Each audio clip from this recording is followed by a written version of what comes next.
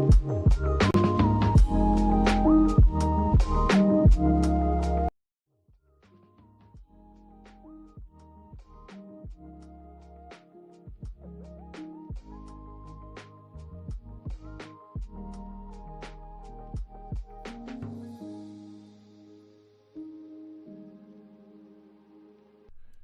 evening. This is Stedman Fry, along with my co-host Amanda Goodman-Berry and Flex McGee, with Delta Workers Unite, the Working Class Podcast, your newest resource for news, updates, and information on the State of the Union drive and how you can get involved.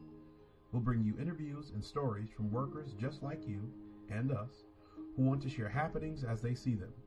We'll also be debunking the falsehoods and misconceptions about the union and giving you the tools to do the same. Please remember to like, share, subscribe, and hit the notification bell so that you will know when we post or go live. Thank you.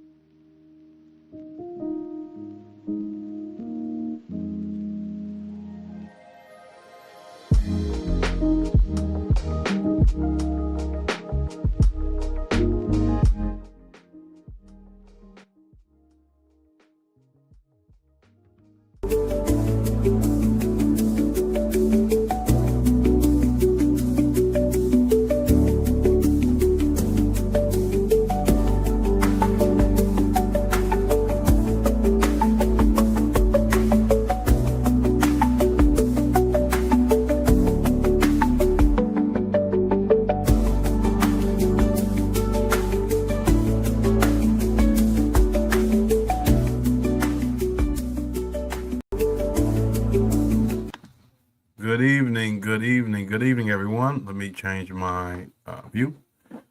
So hello, everybody. As you all know, it's me, Stephen Fry here, co-host of Delta Workers Unite, the Working Class Podcast. And today we have another pre-recorded show. So the title is episode 16. So, we've got moving, kind of chugging right along here. Conversation with flight attendants, how our struggles align. So we actually have video of two flight attendants. We had to pre-record the conversation just for time constraints. And like we always say, if any of our fellow coworkers would like to be on the show, but for whatever reason they're not available Mondays at 6 live, we can always set up to do a pre-recorded show with you so that you can still get your word out. So that you can still tell your story, share your experiences, your motivations, what drives you, how you got involved, etc., etc. And so that's exactly what we have here. Two Delta flight attendants organizing with AFA, Rasaq and Becca, and they talked with us for about 30 minutes. Just to kind of tell us how they got involved, what motivates them, and what they see from their perspectives. So we hope you enjoy this conversation as much as you enjoy all the others. And we hope that, again, bringing different perspectives from different workers, not only within our business and within our company, but around the country who are organizing. We hope that you can get a perspective of how important it is for us to form a union and, understand some of the hurdles that we have to deal with and the unique difficulties we have. So without further ado, I'll set that video up and I will be in the background for comments or whatever, should anything go wrong with the video, but I'll be off screen so I don't distract from the video itself. Good afternoon. This is Stedman Fry with the Delta Workers Unite Working Class Podcast. We're joined with two flight attendants who are also trying to organize for a union with AFA. I'll pass it to co-host Flex McGee to introduce himself, and we'll pass it to Amanda and go from there. What's going on, everybody? Flex McGee, ATL. Ready to have a great show today. Excited to be here, man. We'll pass it off to my sister, Amanda. right, as we already know, I'm Amanda Goodman-Berry, and today we'll be talking to two amazing flight attendants. They experience we're in the air, whether it's a smile, a welcome aboard, or simply how are you doing today. Now I would like for them to introduce themselves as we move into the show today. So would you go ahead and do an introduction? Let's first give them a hand clap for being here today. Thank you so much. All right, Becca, would you like to start us off, please? Yeah, my name is Becca. I've been at Delta now for about 3 years. I've been involved with the AFA campaign for about 6 months now. I'm really happy to be here. Wonderful. All right, Rasaq, would you like to introduce yourself? My name is Rasaq. I am Atlanta-based flight attendant. I have been with Delta for 6 years now. I've been working on the campaign for 5 of those 6. And I'm happy to be here to discuss some things and really make sure that the truth can get out there. Wow, that's amazing. That's amazing. So without any further ado, we're just going to jump right on into this podcast because we got some good stuff coming for you.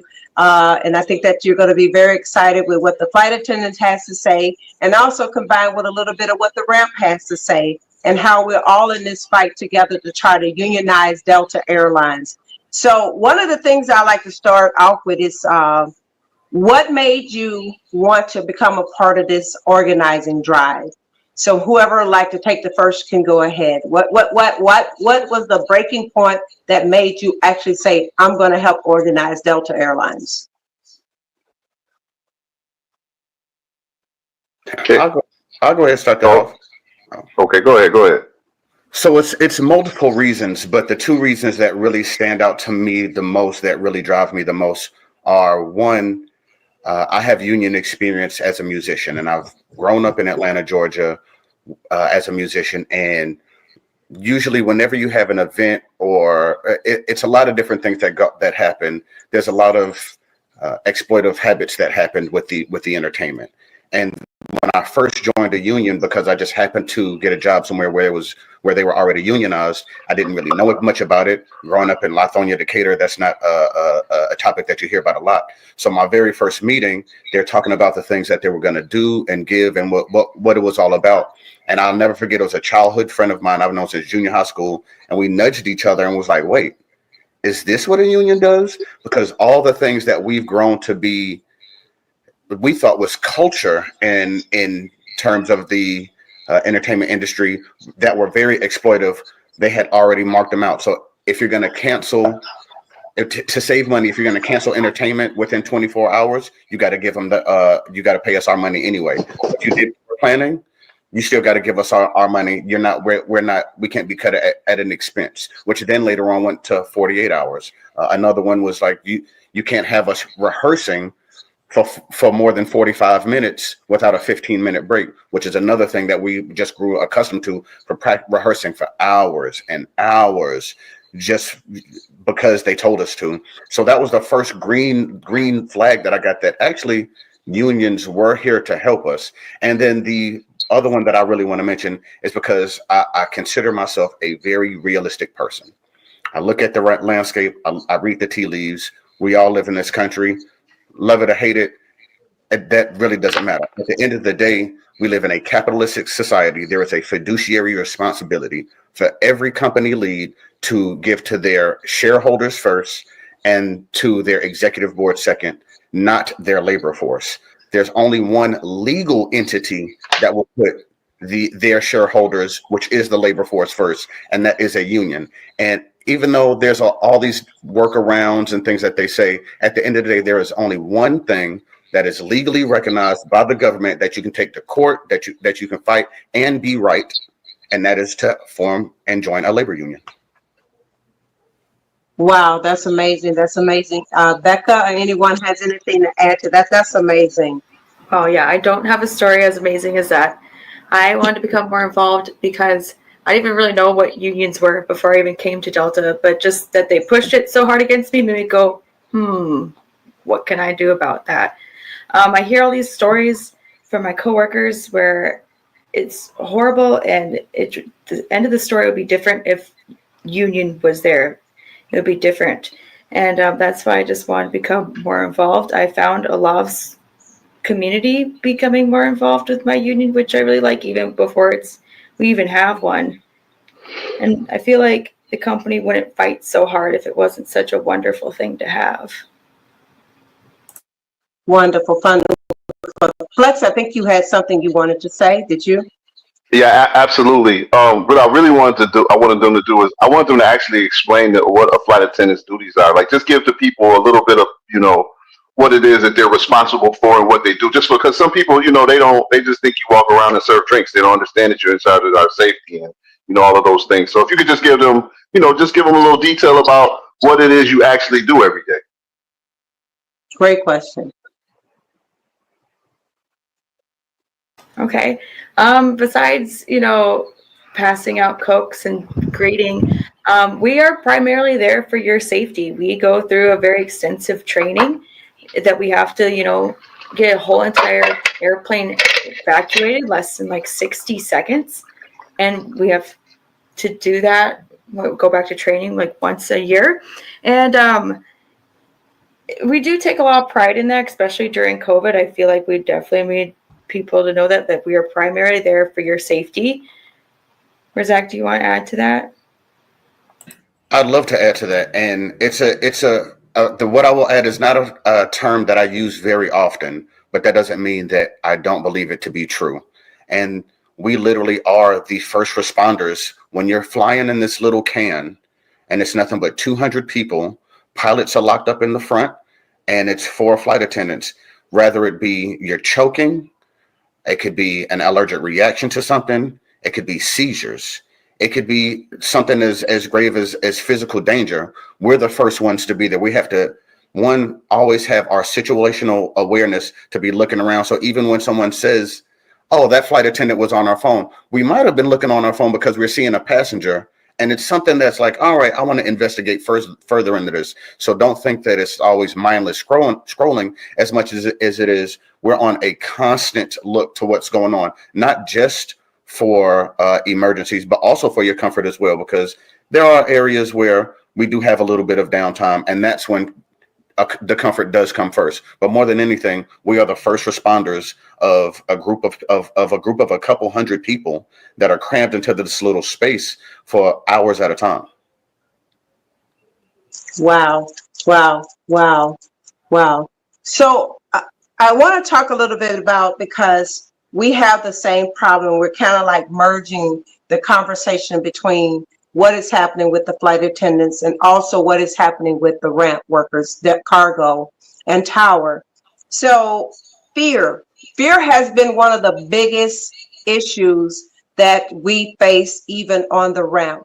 What does that fear look like for you guys trying to organize 28,000 flight attendants, maybe now close to 29,000, because Delta is continuously hiring? What does that fear look like when you're trying to talk to the new flight attendants, when you're trying to get them to understand the importance of the drive, and also the captive audience that Delta continues to do across the system? So what are your thoughts on fear? Well, my thoughts on fear is really, it's nothing that's never been heard of before. Fear is one of the easiest things to control.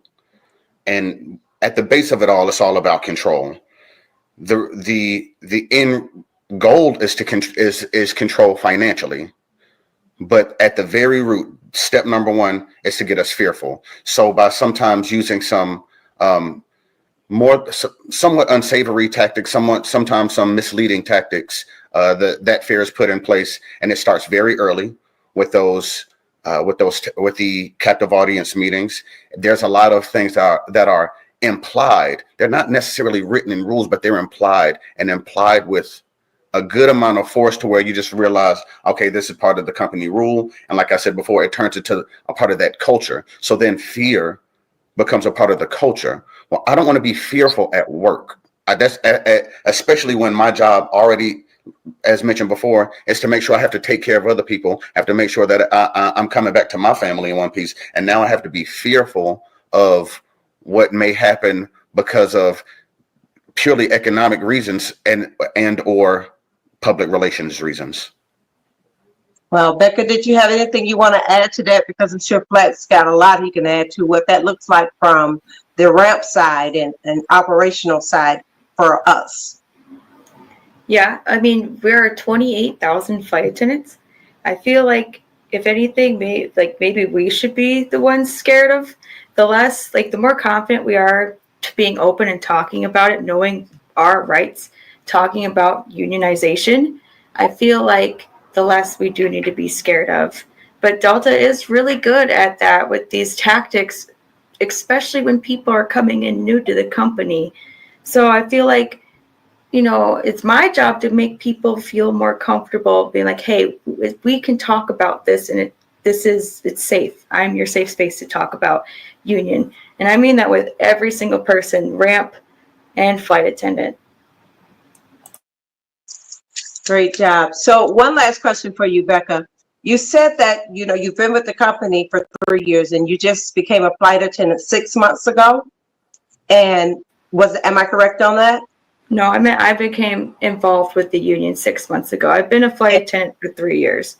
Okay, so you became involved with it 6 months ago. So there had to be something like that really just agitated, or you just saw something was wrong. Right is right and wrong is wrong.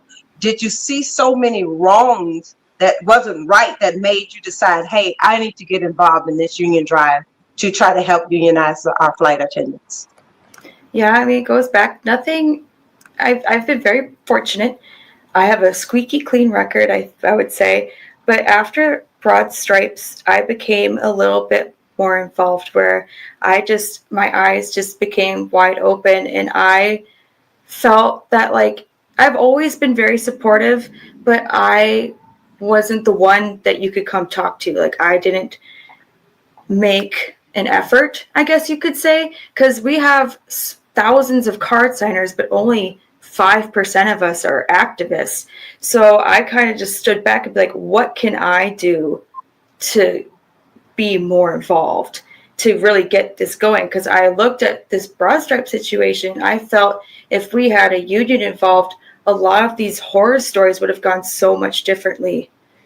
And that's really what happened. It's that just really picked me up, and I felt that happened to a lot of other super junior people as well. Thank you. And Flex, I think you wanted to add something to the fear factor that is happening. Thank you for that, Becca. That was actually me. I wanted to add something to that. Okay, I'm sorry. I didn't. Okay, go ahead.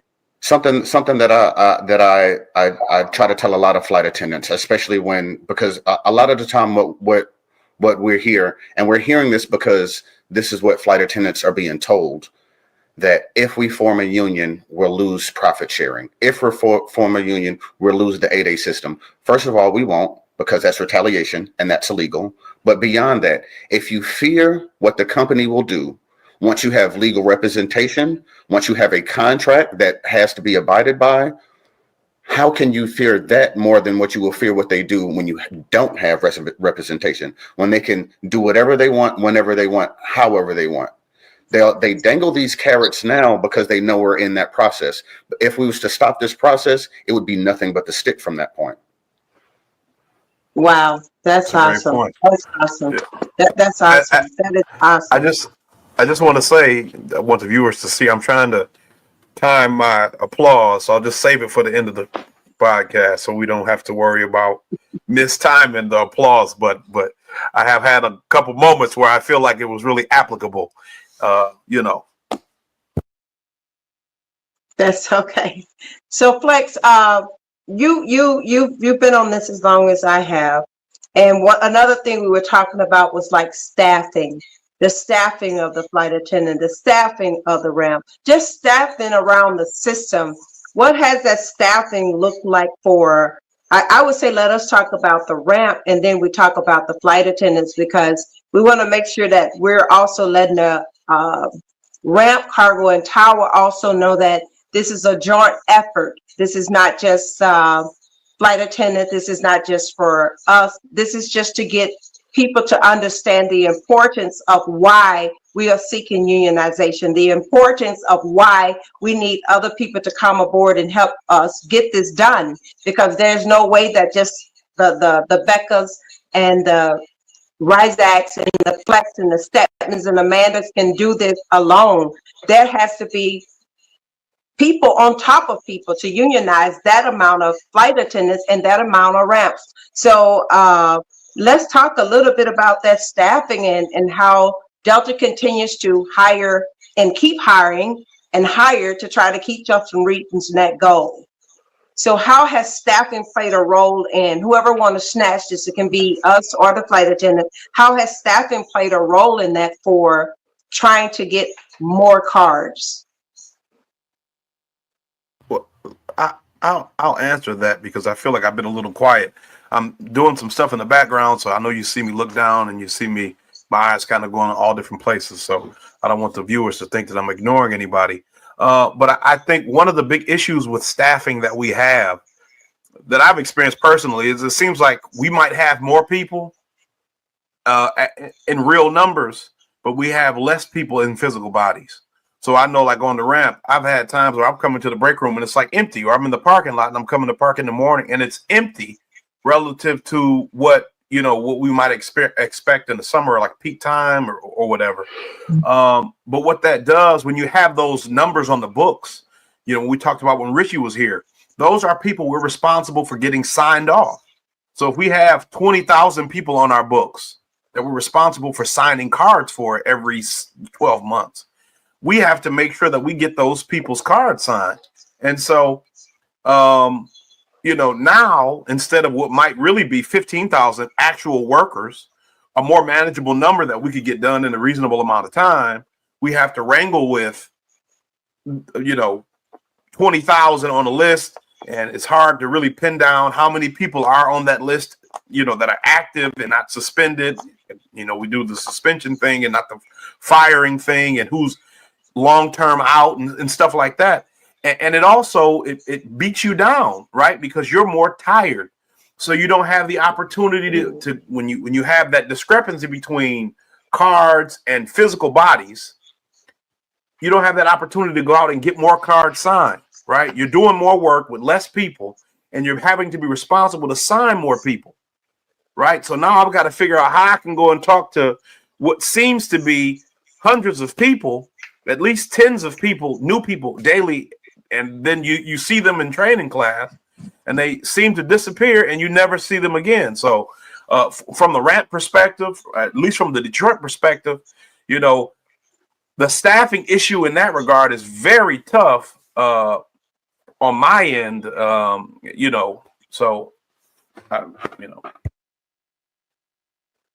Flex, did you want to add anything on the ATL side?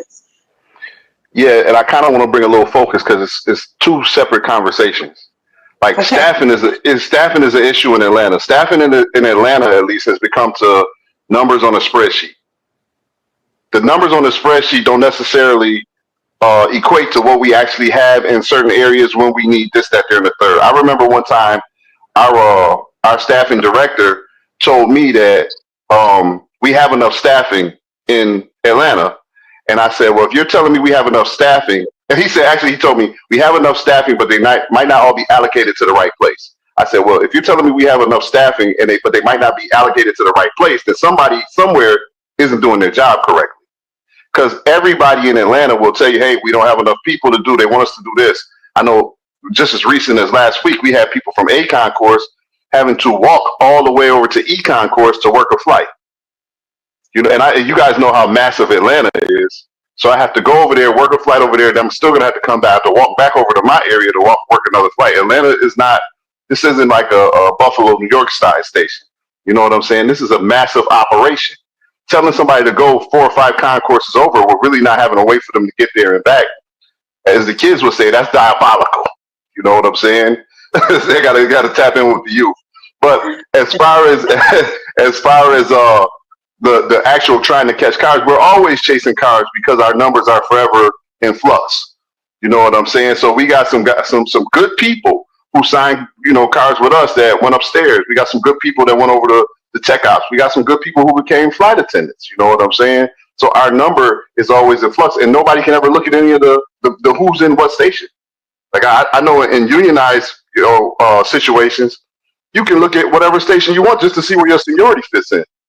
That's part of our issue here. Everything, it's a part of the they want to I don't want to say miseducate. They want to confuse people about different things. They want to tell you, like you were speaking earlier about, they're going to take away profit share. All they do is add all this fear.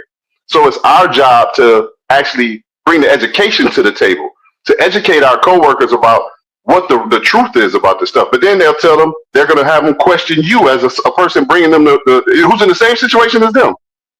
They're going to question. The company will have them question who you are and your integrity as a person. And what are you doing to get out of this? Are they paying this person? You're going to hear all types of nonsense because it's like a misdirection type campaign that they have. You know what I'm saying?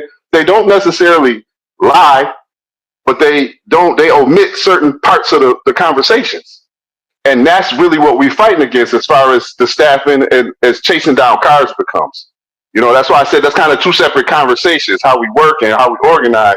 I just wanted to make sure I answered both parts. But I'll pass that over to the flight attendants, my brother and sister, man. Let you guys chime in on it. I know you got work rule issues with how you guys work and everything too. How much you got to flight, how much you sitting in the airport not getting paid. So go ahead, man, and run it off for the people. Well, some of the you kind of hit the nail on the head on a lot of it across the board, but staffing in business, working the skeleton crew as a business model is something that a lot of places do, because the least you have to pay in your labor, the lower your margins are, the more profitable the company is. Plain and simple. But what we're finding is, especially when we first started this union campaign, every flight attendant in Atlanta had to come down to the lounge in order to sign in. And people begged and pleaded for years. That doesn't make any sense. Can I please just go to my flight? As soon as we started sitting visibility, and then they saw a little bit of traction, email pops up. Guess what, everybody? You can go directly to your flight. You don't have to come to the lounge anymore. As well as we have one of the few jobs in the world where the labor force can be literally any and everywhere at any given time. So to have 28,000 people, of which you told however many thousand don't have to come into work for the next 2 months now, and you're hiring, that is a strategic game to make it harder for us to get these card signs. And it's not by coincidence. This isn't a haphazard thing. If it's something that has been plotted and planned on before we even started this drive, and they're just continuing it here with us. Wow. Anything you'd like to add to that, Becca? I know you guys hit it on the nail. Wow. Wow. So since we're on that, what are some of the things that you would like to, we get a chance to do this often because we're on the podcast every Monday, but what are some of the things you would like to say to your coworkers to get them involved and to take away some of that fear and to get them to understand that they have not only just the right to do it, they have the federal right to do it. And they have a right to seek union representation. What would you like to say to the flight attendants that are out there that are in between, the ones that are outright just afraid, want it, but just afraid, but don't know quite sure if they can do it because the company has set so much fear. The company has, made it to where I would say their lies are believable. So what would you say to your coworkers right now, the importance of their rights and their federal rights to organize?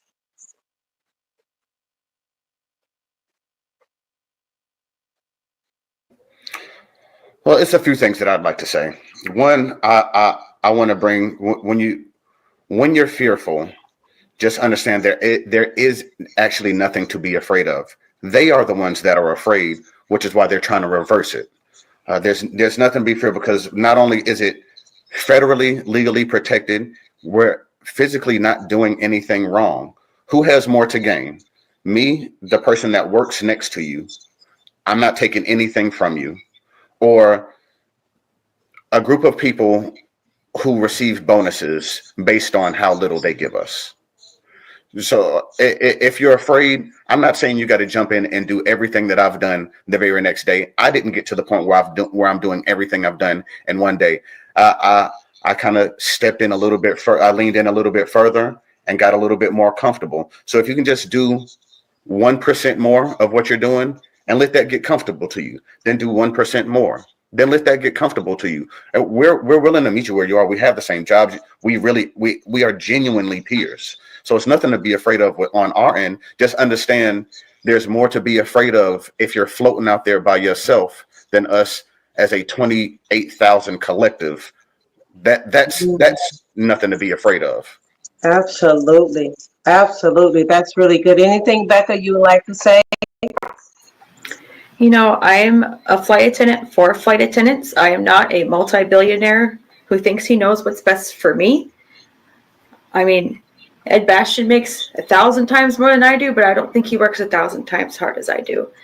But some flight attendants are against it, and you know, that's fine. But like, I'm fighting for you at the end of the day, even if you don't like me. And that's the beauty of unions, and that's what I'm advocating for. I like that, and I see Flex has something he want to say. Give me 1 minute. And that's the message that, you know, people sometimes get lost in. You may dislike me, but I'm fighting for you. I'm putting my ass on the line every day for you, so that you can have a better working condition, so that you can have better staffing, so that you can have a seat at the table, so that you can have a voice. So when you start seeing me as your enemy, you're looking in the wrong direction. We're not your enemies. We're here to make life better for you. We're here to say those things that we know you want to say, but you don't have sometimes the courage to outright say it. So I'll give it to Flex, but thank you for saying that, Becca, because we do this every day. And we just want you to know that we're fighting for not just ourselves, we're fighting for a collective you. Go ahead, Flex. Thank you. Hey, I really enjoy the energy from the conversation. But my question to you guys is, because people really don't know, just like they don't really know what we do at work. You know, people will tell you, "Oh, these guys are just throw bags," or you know what I'm saying. Anybody can do this job, and that's why I wanted you to kind of explain what you did earlier. But also, I want people to understand what your struggles are. Some of the what are the flight attendant issues? Let the world know what you guys issue. Like, what are you really fighting for when you unionize? Is it not? Is it just about money? Is it about trips? Is it about, you know what I'm saying, staffing on the plane? Is it about, you know, your own safety and security on the plane? What are flight attendant issues? Because even I really don't know that many. And I know a bunch of flight attendants, but I don't know everything you guys are fighting for. So educate me. I could go on and on, because of course we all understand that the work rules are up to interpretation and on which day and by who. Of course we know that we want to make sure that we're getting paid a proper amount for the full time that we're working. But one of the things that just ring true to me all the time that I always think of, because I actually come from a long line of people that work for Delta, and it's not just about me. Of course, I want to get home to, I'm my mother's caregiver. I want to get home to her, and to be told maybe for 2 days I won't be able to doesn't necessarily work. But you may have a child, you may have a cat or a dog, you might have a plant that needs water. At the end of the day, there has to be a mechanism in place that allows me to take my autonomy as a human, because I am not just a seniority number. I am Rasaq, born in Grady Memorial Hospital, that might have to go to the post office one day, or go to the grocery store one day. And not only that, for those of you that may be saying that, no, well, Delta treats me good because I've been flying for 40 years. But what about when you have a daughter that starts flying and everything's been chipped away at? Or if you have a grandson that joins the ramp and now they got to walk all the way to E. Now, is that a little bit more something that that can be relatable to you? It's not, like they were saying, it's not just about, we're not just doing this for ourselves. We're doing this for other people that are here now and the other people to come, because I have a niece that's 6 years old. She might decide to be a flight attendant, and I want to make sure that she doesn't have to always eat hovering over a trash can, sitting next to a bathroom. Come on, man. Yeah, that's what I'm talking about, man. That's what the people need to know. Yeah, people need to know because people really don't know you. Like, people don't know what you go through. They don't understand your issue of maybe, you got delayed. So now you're sitting around for 4 hours and now you're not going to make your flight home tonight to get to be able to take care of Mom Dukes and stuff like that. People don't know that. So that's why I want to lead into you guys. Let's like tell people what flight attendant issues are. You know what I'm saying? Whatever they are. And if I'm not mistaken, you guys don't get paid till the wheels go up, even if you're sitting in the airport for 3 hours. Is that correct? So now we have our flight pay that doesn't happen, but we were the first to get boarding pay. I appreciate boarding pay. I don't, before anyone goes out and says we just hate Delta, that is absolutely not true. I want Delta to stay being the most profitable. I want Delta to have the best seats and the best people. So I am grateful for that boarding pay. It does seem like they might have saw the tide shifting and they wanted to get ahead of it because we were in this campaign, and it's not a good look if you wasn't the first one to do it. But being the first doesn't always mean that you'll do it the best, because as these contracts are starting to come out, they're starting to look a little bit better every single time. And for what you're saying, we get our flight pay for that. And for any flight attendant listening, if you're not aware, go to your pay stub. On the right hand side, it'll have a little number there that shows not your flight pay. It'll at times that number is anywhere between 12, 15. So to say that I love my money. Give me my money. I sign my check every time. T-Mobile loves when I pay my bills on time. They love it. So I don't want to be dismissive or take it for granted, but sometimes you got to look through the nuance, because what they'll do is they'll take two apples, give you one, and the one that they gave us is all over Facebook. Nothing about the two that they took first. That's wonderful. And I know we're coming to a close up, and I'll let Flex speak, but I love the one thing that you said, that we love our job. And that's why we want to see our job pay the best, do the best, do right by their employees, because we are the world's greatest airline in the world. And I'll say this always, and we deserve the best benefits in the world. We deserve the best pay in the world. Delta gives what no other airlines gives. They give an amazing, from the time the wheels go up until the wheels come down, to us on the ground, making sure your bags are being delivered. So just having these two groups together to give the flying public and others an idea is that there is no Delta Airlines without us. There is no Delta Airlines, if we don't step forward and sometimes even do the overtime when we don't necessarily want to, but we do it because we want to see our airlines keep succeeding, and we would like for our airline to want to see us have the best as well. So what we do, we don't get on here and say we don't love our job. We actually love our job. I don't think any of us would have stayed as long as we've stayed if we did not like our job. We love our job. We love the people we work with.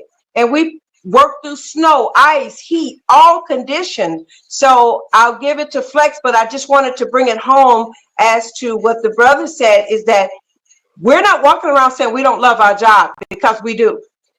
We do love our job. We just want our job to be better because we know it can be better. And I'll give it to you, Flex, as we come to an end. You are Stedman. Well, I just jump in and to be honest with you, I just want to make sure that Becca had an opportunity to speak on that last part. So I'll relinquish all of my time to her. The only thing I do want to say is Delta Airlines employees deserve everything that goes along with best, the word best. If we can provide the best service, if we can be the best employees, then we should be the best compensated. That's the only thing I would like to relay in that. The Delta difference is the people you see right here and our coworkers all across the system. It's not some machine. It's not just the CEO. It's no one person means more than everybody else. So I would just like to, Becca, if you had something that you wanted to add in that, because we missed you on it, I just wanted to give you the rest of the time that I had.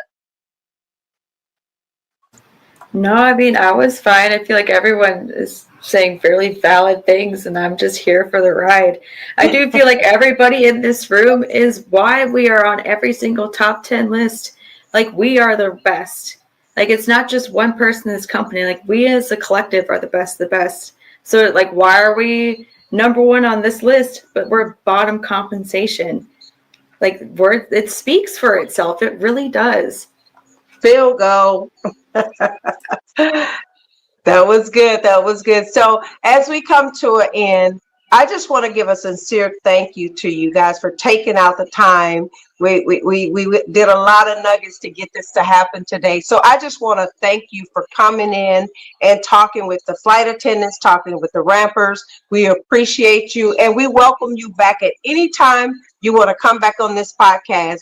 You are welcome to come back to us. So we thank you and we greatly appreciate you, and your wisdom was second to none today. We appreciate you. Thank you so much. Okay. Thank you. All righty, Stedman, you can take us out. Give a round of applause.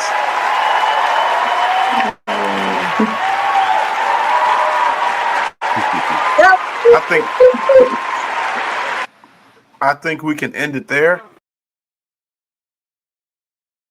Okay. So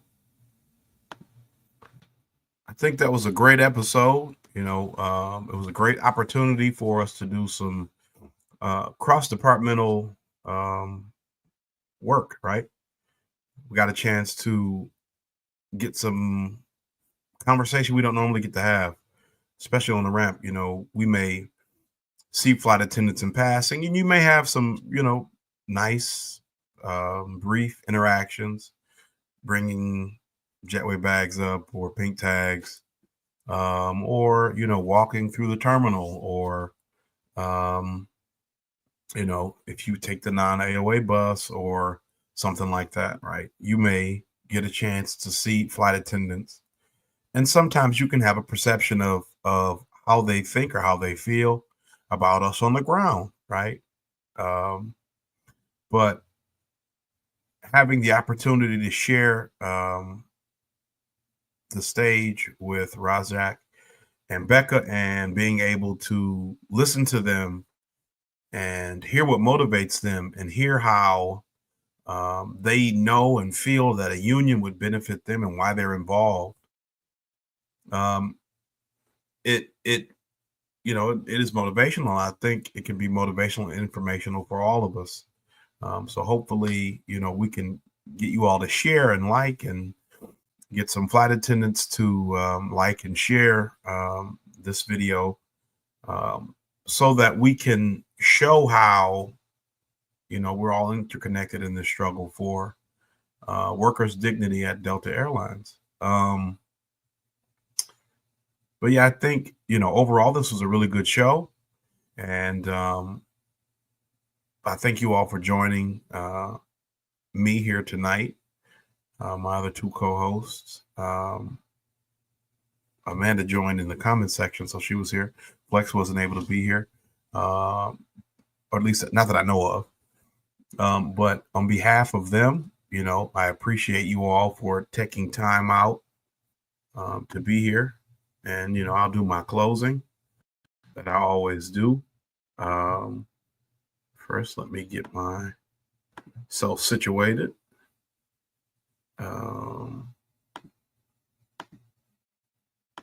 Let's see. Okay. So I've got the outro banner. But yeah, you know, so I think, you know, this was an important episode because it gives the opportunity.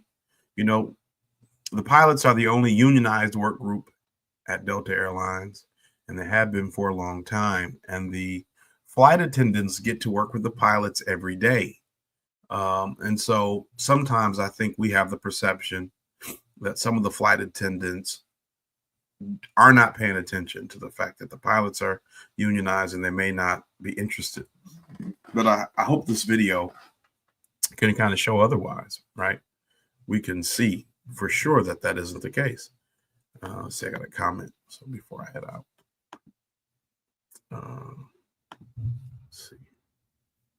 comment. Thanks. Great show. Thank you. So yeah. So close it out. But let's see. So thanks for tuning in with us. If you have questions that were not answered, or maybe a specific topic you'd like to have addressed, leave us a comment or an email. As always, Facebook links, Instagram link, book links to the Instagram link, the Twitter/X links, links to report. Report interference, to request a card.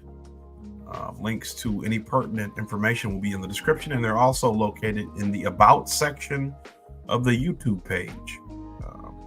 But you can leave an email or any of those various ways to contact us, and we will get back to you. Also, all available links, as I just said, to information and materials are posted in the description. So again, request a card, to request to report interference,